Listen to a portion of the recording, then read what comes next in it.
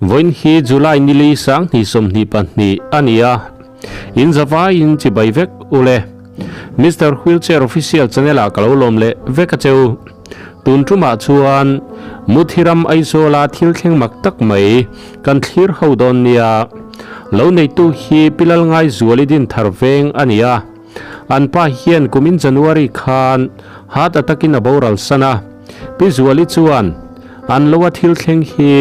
pathian in aral na anga yani amakin ro pui khop mai bu tu ni mi silowa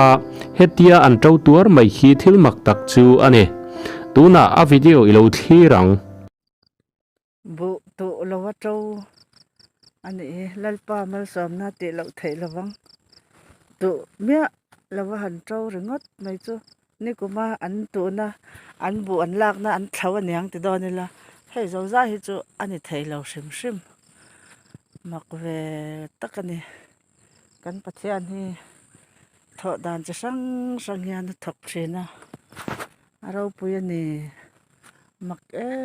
mai so ma po makanya mak ti mai lo chu sai ngai na waki ka selo bu tu lo wa tro khvela ya ni ke chang kala selo ve hello kashiat na hi azim de nge po chu ka sa chuang lova hetiang hi kala sa ve ngai lo sim sim bu lowa khwana po ni se tu lova bu tu lova hetia lo bu han tro ringot tamai hi ama ma ngai phe chanin pathian in min ral ani hi kan ti mai atia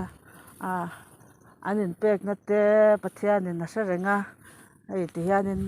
ama ma ngai tong kam takin lalpan malasom ani ber ti mai lo chuanin ti soi ngai na vak po hi omlo a khat tat amak mak in ti venge ve lo ka selo lo en ve phot mai te u thil mak ani vo in kan lo fe chu en te u ma ngai te lo hi amak kania o hei heng hi bu ani ta pakhat ma bu hi kumina hian in tu lo sim sima ni kuma khanin bu ban ka an tu ta kumin chu bu po ka tu pe lo watia amak dan hi mo hei ka kala mak hi ka ti top heng zong zong hi